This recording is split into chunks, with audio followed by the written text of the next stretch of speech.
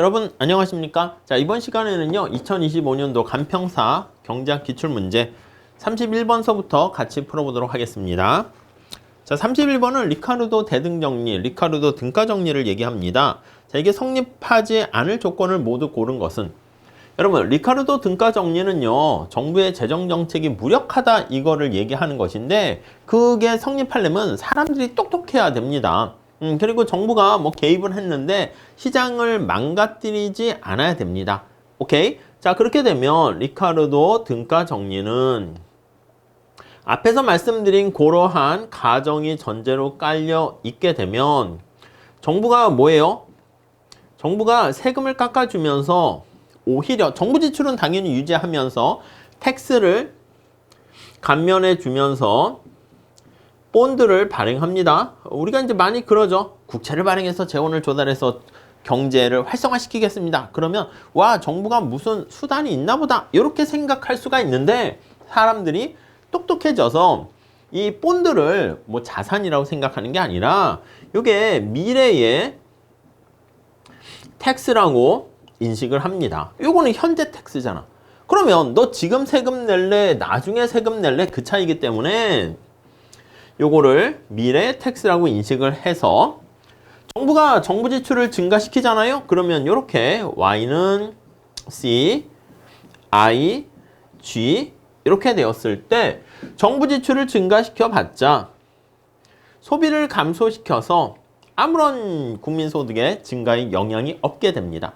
이자율도 변화가 없어요. 왜냐하면 정부 지출 증가로 정부 저축이 마이너스지만 민간의 저축이 증가해서 국민 전체 저축도 그대로이기 때문에 이자율이 그대로 있어서 투자도 그대로 있게 됩니다. 오케이? 자, 이런 게 성립하려면 먼저 사람들이 똑똑해야 돼요.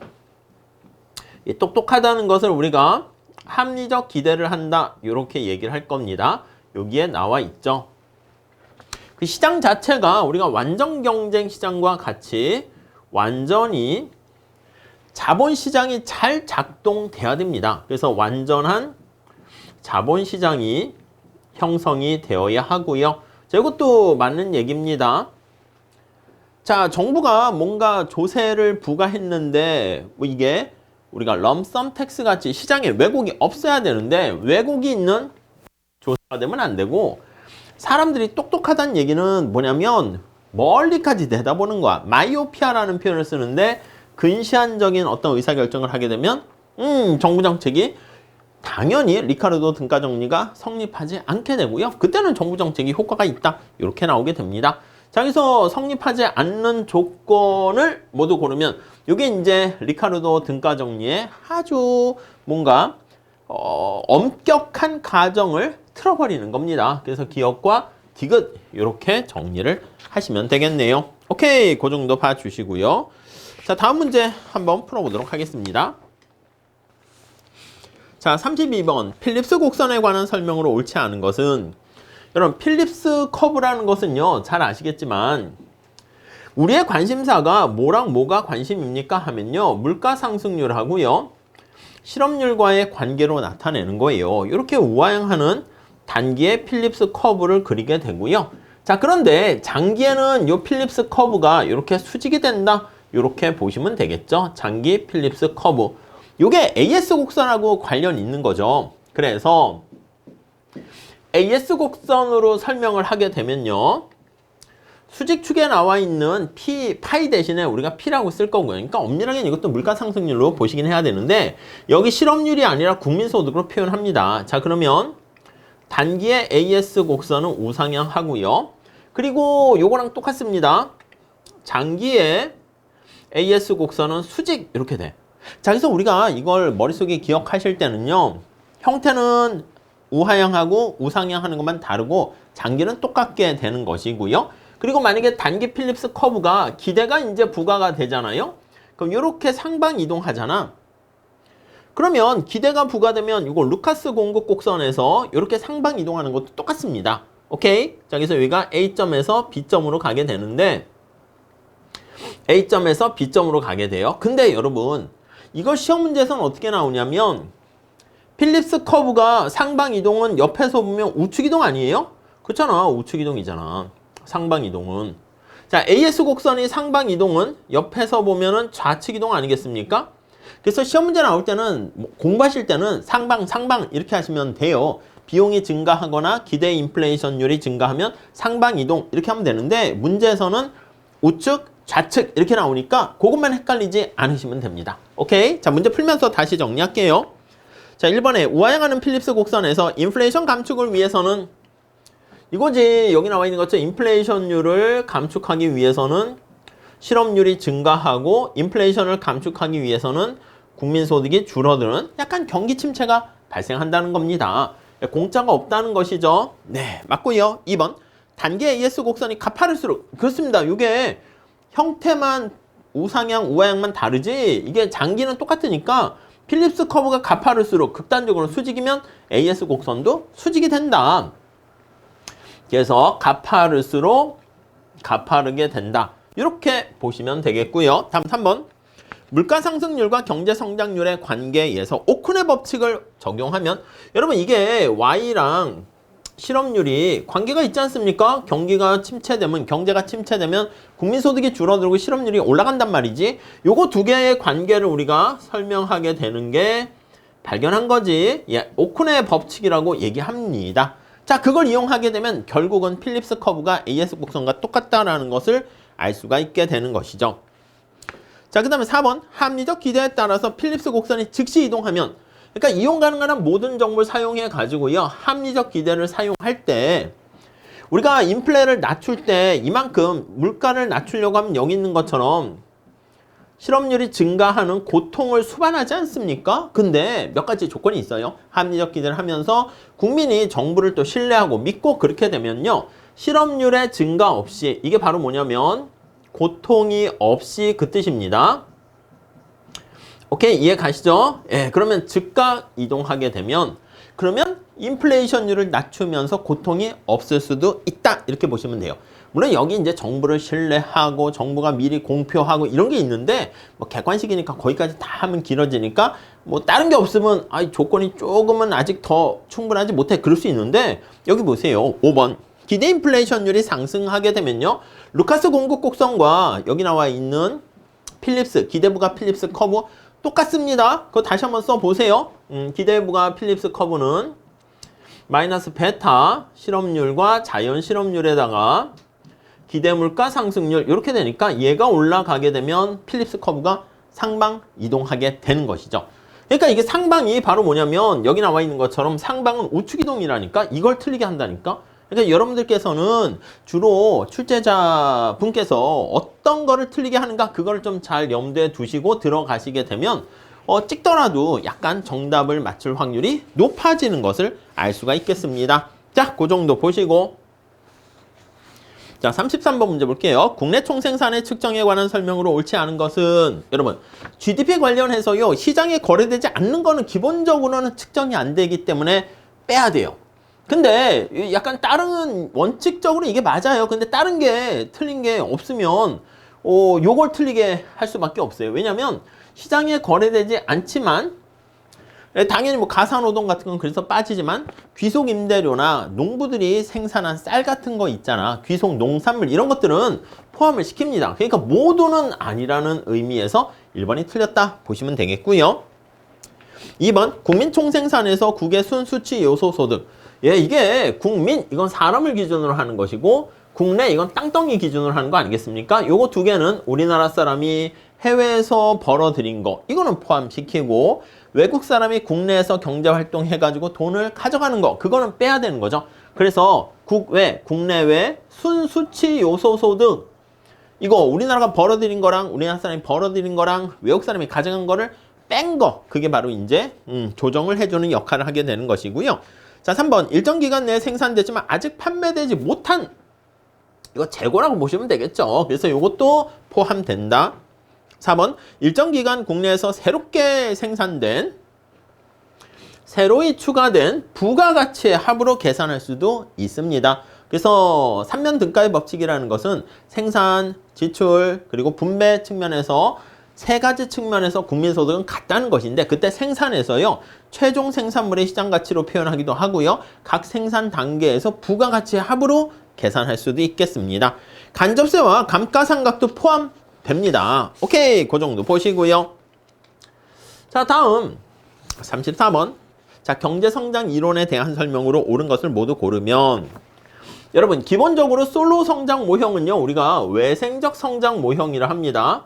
성장의 원천이 되는 기술 혁신이라든가 진보라든가 이런 게 모형 밖에서 주어지는 거야. 약간 어떻게 보면 신이 인간한테 선물로 주는 거야. 얘다 이렇게 한번 새로운 기술을 줄 테니까 한번 혁신해봐, 이렇게. 근데 그게 끝나면 다시 지속적인 성장은 어렵고요. 잠깐 인류가 성장했다가 또 다시 이제 균제 상태로 가게 되는 것이죠. 근데 반면에 경제 성장의 원천이 되는 게 내생적 모형 내부에서 결정될 수 있다는 거야. 약간 밖에서 공부해가지고 이제 부모님이나 선생님이 강제로 공부시키는 거 잠깐 공부할 수는 있겠지. 근데 이건 자기주도적으로 하는 게 아니기 때문에 잠깐 공부했다가 이렇게 다시 뭐 원래 상태로 되돌아갈 수는 있단 말이지.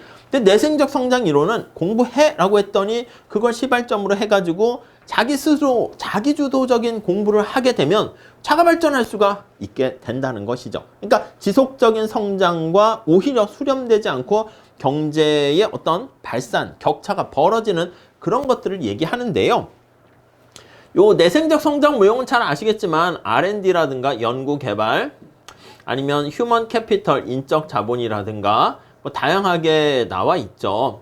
아니면 지식이라든가 이런 노하우에 따른 이게 외부성 같은 거, 이런 것들에 의해서 발생한다라고 보시면 되겠습니다. 자, 우선 기억을 보시면, 자, 내생적 성장 모형에서는 1인당 생산의 장기 성장률이, 그렇습니다. 모형 안에서, 이게 내생적이라는 뜻이라니까, 모형 안에서.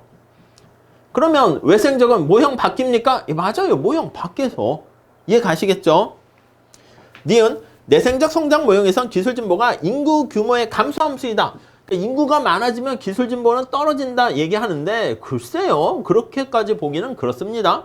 왜냐면 이게 인구가 많아지는데 이 인구가 우리나라 사람들처럼 인적 자본이 교육열로 인해 가지고 인적 자본이 잘 갖춰진 숙련된 연구직에 해당하는 그런 인구가 많아지게 되면 오히려 경제 성장에 도움이 됩니다. 멜더스는요, 우리가 인구가 너무 빠르게 증가하게 되니까 세상은 암울하게 변할 것이다, 이렇게 부정적으로 비관적으로 우리가 얘기하기도 했지만, 지난번에 노벨상을 받은 크레먼 교수 같은 경우에는 인구가 많으면 거기에도 당연히 천재들도 더 많이 생길 가능성도 많고 등등, 훌륭한 리더십을 가진 지도자도 나올 가능성도 많고 등등, 그렇기 때문에 반드시 인구 규모랑 마이너스는 아니다, 이렇게 보시면 되겠습니다. 뭐 좋은 문제는 아니에요. 다음 티귿. 자, 솔로 성장 모형에서 기술 진보는 그렇습니다. 외생적 모형 이걸로 쓰면 모형 밖에서 결정된다. 맞죠. 다음 리을. 솔로 성장 모형에서 국내 투자와 저축은 단기적으로 서로 일치하지 않는다. 보통은 경제 성장은 장기에 대한 얘기고요. 단기적으로도 항상 일치하지 않는 건 아니고요. 일치할 수도 있겠지. 오케이? 자, 그래서 우리가 솔로 모형 할 때도 단기적으로, 보통 이제 장기적으로 얘기합니다만, 잠깐 일시적으로 안 할 수 있겠지만 균제 상태로 가게 되는 것이기 때문에 같아진다, 그렇게 보는 게 좋을 것 같습니다. 자, 그래서 옳은 것은 하면은 기억하고 디귿이 뭐 2개씩 고르라고 했으니까 확실하게 맞으니까 이렇게 보시면 되겠습니다. 오케이? 이해 가시겠죠? 자, 그 다음에 35번. 국민 총소득에 포함되지 않는 것은, 여러분 우리가 얘기할 때 보통 GDP, GNP 이렇게 먼저 기본적으로 합니다. 예전에 제가 다닐 때는 GDP 같은 거보다는 사람에 초점 맞춰서 GNP에 초점을 맞추긴 했는데, 요즘은 사람보다는 이제 국내, 우리나라 땅덩이가 중요한 거 아니겠습니까? 그래서 외국인이 우리나라에 와가지고요, 다국적 기업이 되고 하다 보니까 국적 자체도 애매하잖아. 그러니까 기업들이, 그러니까 우리나라에서 경제 활동을 하면 우리나라 국민들이 행복해진다고요. 자, 그런데 우리가, 여러분, 내가 소득을 벌었는데 1억을 벌었어. 근데 소득을 벌기 위해서 영업을 하면서 휘발유를 쓰고 사람들에게 선물을 주고 하는 바람에 5천만 원을 썼다 합시다. 그럼 내가 마음대로 쓸 수 있는 돈은 어떻게 되겠습니까? 그치? 비용을 뺀 나머지가 사실은 우리가 마음대로 쓸 수 있는 거 아니겠습니까? 마찬가지예요. 그래서 GDP와 GNP에서 우리가 이제 소비할 수 있는, 마음대로 쓸 수 있는 그거, 기업들 입장에서는 감가상각이라 합니다. 이 감가상각이 고정자본 소모 이겁니다. 아니 컴퓨터를 사거나 전자칠판을 사거나 이렇게 되면 어떻게 됩니까? 마모가 되잖아. 오래오래 되면 자꾸 쓰다 보면은 이게 이제 더 이상 쓸 수가 없게 되겠죠. 그러니까 이걸 뺀 나머지가 사실은 우리가 진짜로 사용할 수 있게 되는 겁니다. 오케이, 이해 가시죠? 그래서 요 감가상각 한 거를 그래서 우리가 NNP, NNI 이렇게 쓰면 좋긴 한데 그냥 NNP라고 쓸게요. 순 이렇게 NDP 이렇게 보시면 돼요. 근데 이것도 우리가 여기 보시면 국민소득 이거 아니겠습니까? 우리가 생산활동을 통해서 좋은 문제는 아닙니다. 노동과 자본 등등을 통해 가지고 벌어들인 소득인데 우리가 마음대로 쓸 수 있는 건데 가처분 소득 생각해 보세요. 정부한테 세금을 빼고 난 나머지 그걸 우리가 이제 사용하는 거 아니겠습니까? 자, 그래서 여기 보시면 여기서 이제 간접세 같은 세금을 빼고 정부한테 받는 보조금을 더하게 되면 그게 이제 우리가 마음대로 쓸 수 있는 돈이다. 뭐 약간 그런 느낌으로 보시면 좋겠습니다. 자, 그래서 1번에 보시면 피용자에 대한 뭐 근로소득에 따른 여러 가지 보상이라든가 자영업자의 소득이라든가 이 국민소득 아니겠습니까? 임대소득이라든가 이자소득이라든가 법인의 이윤 이런 게 바로 우리가 생산 요소를 제공한 대가 노동, 자본, 토지, 뭐 기업의 이윤 이런 것들 생각하시면 되겠죠. 그래서 얘는 아닙니다. 좋은 문제는 아닙니다. 여기 이제 간평사 시험에서는 어쩌다 한 2, 3년 주기로 한 번씩 이렇게 출제가 되는데 다른 시험에서는 잘 출제가 되지는 않습니다. 그래서 뭐 약간 뭐 한번 체크를 간평사 준비하셔서 체크하시는 분들은 요거 관계 요거보다 이제 교과서 보면 조금 더 나와 있긴 한데 뭐 그렇게까지 막 뭐 엄청 신경 쓰지는 않으셔도 될 것 같아요. 그냥 국민소득이라는 개념 생각하시면 생산 요소에 대한 대가 그 정도로 해서 끝내는 것도 괜찮지 않을까 하는 생각을 해봅니다. 뭐 더 하실 분은 더 하셔도 되는데 뭐 국민소득과 관련한 지표가 워낙 다양하게 있으니까 한 그 정도. 옛날에 문제 낼 거 없을 때는 많이 출제가 됐거든요. 제가 학교 다닐 때. 근데 요즘은 좀 그렇지는 않습니다. 출제 경향 말씀드리는 거예요. 자, 다음 시간에 또 이어서 풀어보도록 할게요. 감사합니다.